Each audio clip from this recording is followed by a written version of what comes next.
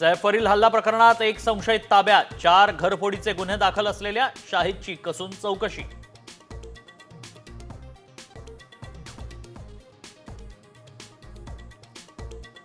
शाहरुखच्या मन्नतवरही 14 जानेवारीला घुसखोरीचा प्रयत्न, घुसखोरीचं सीसीटीव्ही साम टीव्हीच्या हाती.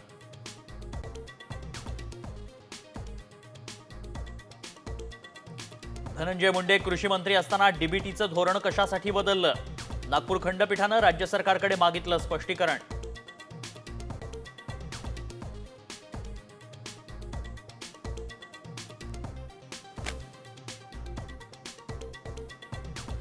शिवसेनेचे मंत्री संजय शिरसाटांना मोठा धक्का, सिडको महामंडळाच्या अध्यक्षपदावरून हटवलं.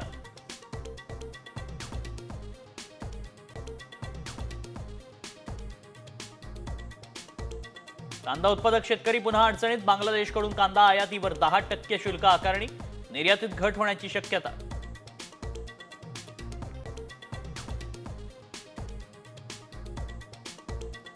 10वी आणि 12वी परीक्षेचा निकाल 15 मे पर्यंत लावण्याचा शिक्षण मंडळाचा प्रयत्न. 11 फेब्रुवारीपासून 10वी तर 21 फेब्रुवारीपासून 12वीची परीक्षा.